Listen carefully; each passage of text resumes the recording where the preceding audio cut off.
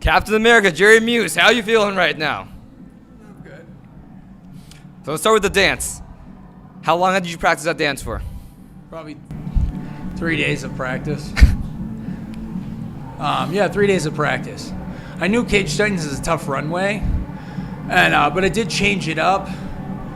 I just trying to do like an impression of the GSP, and we did the little thing where like it was like they fucked up the music. I was like, "What's going on?" And then we busted into a dance. So, trying to be funny with that. So how would you rank this against your previous walkout dances? I feel like it's up there. I'd have to see it. I haven't seen it, right?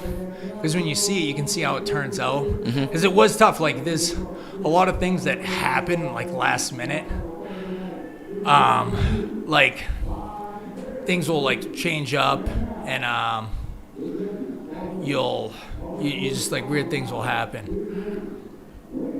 Like there was a lot of people behind me. I wasn't expecting everybody to be so far behind me, so it gave us less room.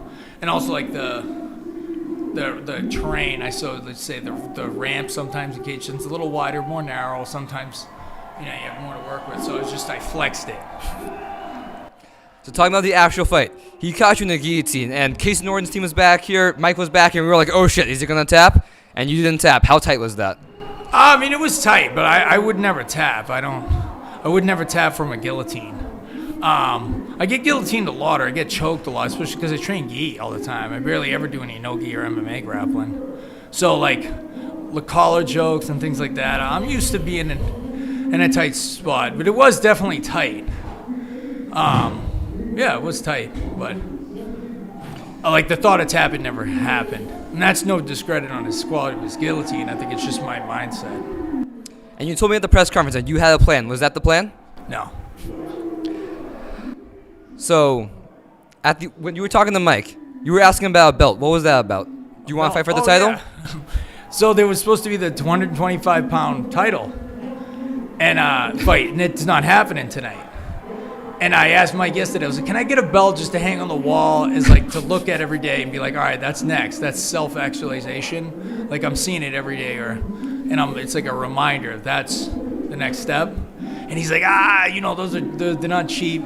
If I have an extra one, I'll give you one. So now that there's not another title fight, that means he should have an extra one. So I asked him for the belt. Do you want a title fight in the future, though? Yeah, I'd be down. Obviously, yeah. Like, I don't plan fights far out. Mm-hmm. Yep. This would be the first one I've done, and it might be the last one I've done where I was able to plan it out.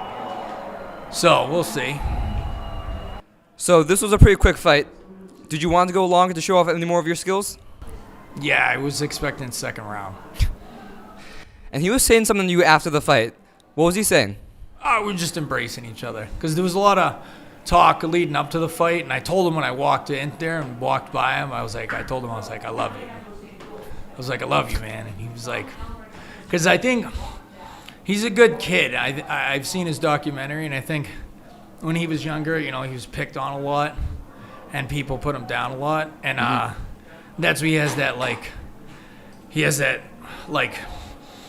he doesn't want to be pushed around. He doesn't want to be seen like he's being made fun of, so he has that persona like he's not going to tolerate it. And, I think he's seen that with me, that, like, obviously it feels for him when he's fighting somebody, he wants to have that friction. But with me, I think he felt like it was tough to feel that because I'm so nice and I don't take things personally. Mm-hmm. Like I genuinely liked the kid and I cared about him.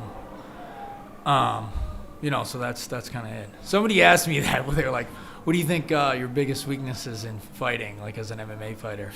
And I said, compassion. Because like if you're an MMA fighter, right, compassion, you really can't have that. You have to have that cutthroat mindset to where you're willing to go in there and like take this guy's dreams, even if it means killing him.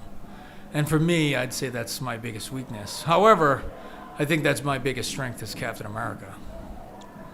And of course, you talked about this a little in the cage, but what does it mean to you to fight on Veterans Day? Oh, it means a lot. Obviously, it puts a lot of pressure on me to win, right? But at the same time, I don't really look at the pressure as a negative thing. I look at it as like it's a big responsibility for me to represent Captain America. It doesn't. like giving me any more credibility, because I'm just one veteran out of everybody that's a veteran that Veterans Day represents. And so for me, calling myself Captain America fighting on Veterans Day, it just carries a big responsibility. And a lot of veterans have a lot of mental health problems. What would you tell a veteran that's struggling with their mental health right now? That's a great question. I'm glad you asked that. So if you're a veteran and you're struggling with mental health, post-traumatic stress disorder, there's a term I want you to think about, and it's called post-traumatic growth, because the hard things that you face in life have the opportunity to unlock something special in you, but you just have to be willing to pick it up. And it's going to be really hard, but whatever doesn't kill you makes you stronger. Captain America, will go back to a superhero that draws his strength from pain, and that's Batman. Because when Batman was a little kid, he fell down a well and was traumatized by bats. And Batman was created in the 40s, back when it was live cinema, and his family was in a theater, a play, and there was fake bats flying around. And it was bothering Bruce because he was traumatized from the bats. And his mother was like, "Oh, Wayne, Bruce doesn't have a good time, let's leave." So they left the theater early. And they went down a dark alley and were mugged and shot.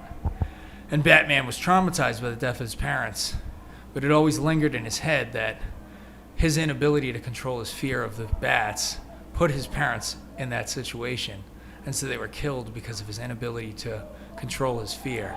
And so he adopted the dark and donned the mask of his fear, the Batman, and dedicated his life to defending victims by fighting crime.